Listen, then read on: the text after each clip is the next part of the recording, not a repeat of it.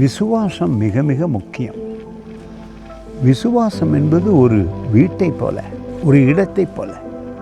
அந்த இடத்துல நாம் வசிக்கும் பொழுது பலத்த பாதுகாப்பு. விசுவாசத்தில் வசிக்க, ஜீவிக்க, வாழ பழகுவதுதான் இன்றைய நாளிலே நான் வாசிக்கிற வாசகம்.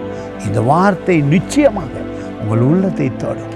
உங்களுக்குள் இருக்கும் விசுவாசம் அதை அதிகரிக்க வேண்டும் என்றால் வார்த்தையவே, வேத வார்த்தையை கேட்க வேண்டும். ஆனால் ஒரு இடத்துல விசுவாசத்துக்குள்ளே இருக்கும் பொழுது தேவன் உங்கள் மேல் பிரியப்படுகிறார். பாருங்கள், 11ஆம் அதிகாரம் எபிரேயர் புத்தகம் 6வது வசனம் மிக அருமையாய் சொல்லுகிறது. விசுவாசம் இல்லாமல் தேவனுக்கு பிரியமாயிருப்பது கூடாத காரியம். ஏனென்றால் தேவனிடத்தில் சேருகிறவன் அவர் உண்டென்றும் அவர் தம்மை தேடுகிறவர்களுக்கு பலன் அளிக்கிறார் என்றும் விசுவசிக்க வேண்டும். விசுவாசம் மிக மிக முக்கியம்.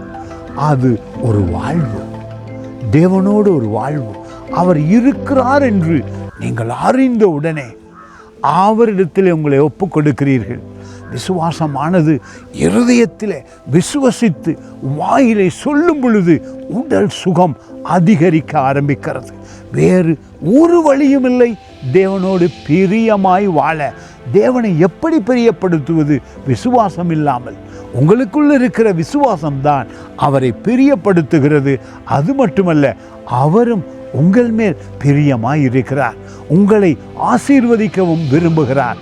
அவரோடு இருக்கிற ஒரு வாழ்க்கை உன்னதமான வாழ்க்கை. God bless you.